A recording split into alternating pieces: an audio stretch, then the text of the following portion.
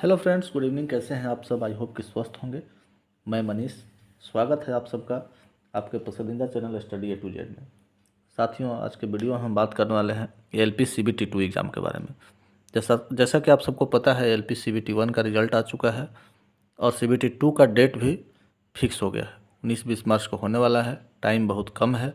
उम्मीद करते हैं कि आप सबका तैयारी बहुत ही अच्छे से चल रहा होगा और इतने कम टाइम में आप जितना अधिक से अधिक अभ्यास करेंगे वो आपके लिए बहुत ही बेनिफिशियल होने वाला है। आज के इस क्लास में हम लेकर आए हैं 2019 का एक क्वेश्चंस मिला था, उसमें मैथ और साइंस का क्वेश्चन को करवाएंगे। उम्मीद करते हैं आप सबको ये वीडियो पसंद आएगा। अगर हमारे चैनल पर नए हैं तो कृपया चैनल को सब्सक्राइब करें और वीडियो को लाइक और शेयर करें। मैं उम्मीद करता हूँ कि ये वीडियो बहुत ही पसंद आएगा और ये आपके एग्ज़ाम के लिए काफ़ी फ़ायदेमंद होने वाला है। तो चलिए करते हैं इस वीडियो का।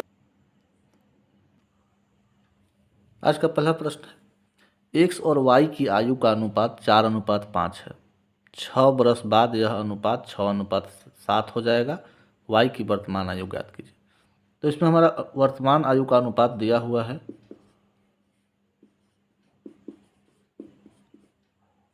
4:5 है।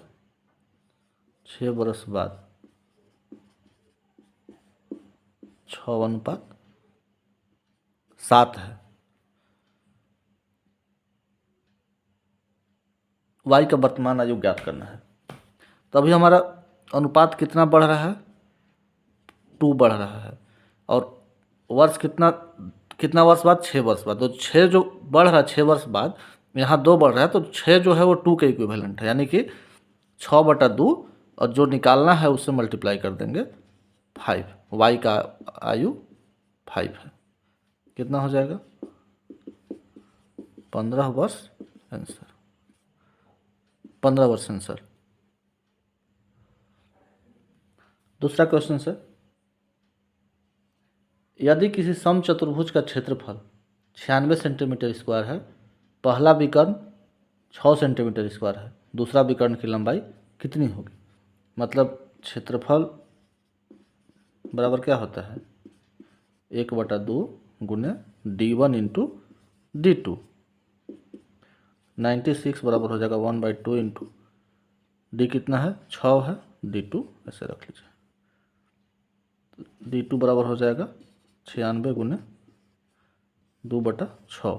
6 से काट दीजिए 16, 32 सेंटीमीटर स्क्वायर। हमारा सी ऑप्शन आंसर हो जाएगा। इस तरह से 2 क्वेश्चन खत्म हो गया। अगर किसी को डाउट हो तो फिर से यहाँ नंबर लिख दे रहा हूँ, आप सीधा हमको व्हाट्सअप कर सकते हैं, कॉल कर सकते हैं या कमेंट कर सकते हैं। नंबर है मेरा 939431577533। देखिए, हमारा अगला प्रश्न है, उस घन के विकर्ण की लंबाई ज्ञात कीजिए जिसकी भुजा 3 सेंटीमीटर है। तो हमारा फॉर्मूला है, घन का विकर्ण बराबर होता है √3 इंटू ए। भुजा हो गया 3 और √3 सेंटीमीटर आंसर। ये हमारा आंसर हो गया। अब यही घनाभ का विकर्ण पूछ देगा। घनाभ का विकर्ण,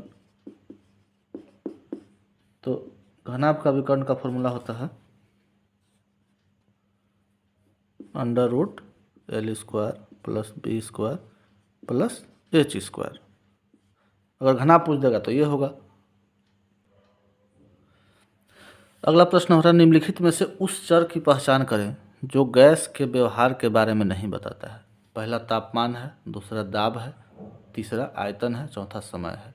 तो देखिए, गैस के व्यवहार आप थर्मोडायनेमिक्स अगर पढ़े होंगे साइंस में, तो उसमें क्या रहता है? PV = nRT।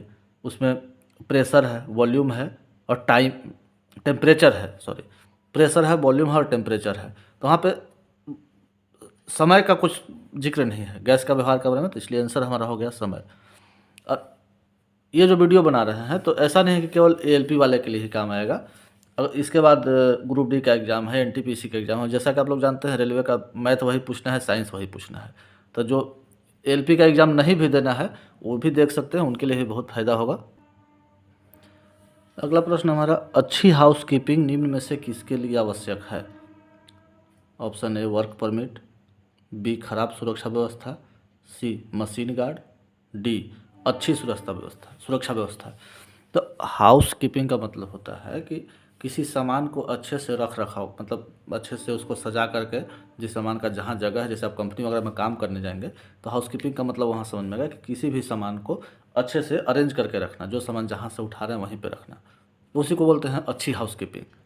तो वो इसलिए किया जाता है ताकि आपका वहाँ पे अच्छा सुरक्षा व्यवस्था हो। नहीं तो पता चला कि सामान कुछ इधर उधर बिखरा के रखे हैं, कोई आदमी रास्ते में जा रहा है, बच के गिर गया तो एक्सीडेंट हो जाएगा। इसीलिए ये जो हाउस कीपिंग बोला गया है, अच्छी हाउस कीपिंग, तो वो अच्छी सुरक्षा व्यवस्था के लिए किया गया है। देखते हैं अगला सवाल। अब ये जो प्रीवियस ईयर का जो रिवीजन शुरू किए हैं ये आपके एग्ज़ाम तक ऐसे ही चलेगा, बस आप लोग बने रहिए मेरे साथ। अगला प्रश्न है, एक अश्वशक्ति यानी कि 1 HP बराबर कितना वाट? बहुत ही आसान सवाल है, सबको मालूम होगा, फिर भी हम बता दे रहे हैं 746 वाट।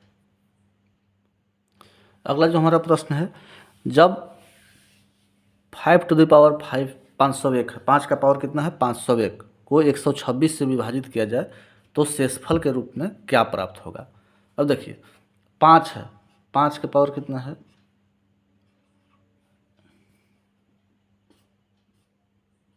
501 है, ठीक है। अगर इसको हम ऐसे लिख सकते हैं 5 के पावर 3 और इसका पावर हो जाएगा कितना 167। अब जो 5 के पावर 3 है यानी कि 5 के पावर 3 कितना 125, ठीक है। तो 5 के पावर 3 जो है उसको अगर हम 126 से भाग देंगे तो 126 से तो भाग कटेगा नहीं, लेकिन 3 के गुणज में जितना उसका पावर है 167 पूर्ण संख्या में आ जा रहा है, यानी कि जो 3 के मल्टीपल में जो पावर है इसको इतना में अगर भाग देंगे 5 के पावर जो इतना है तो हमारा शेषफल 0 होगा।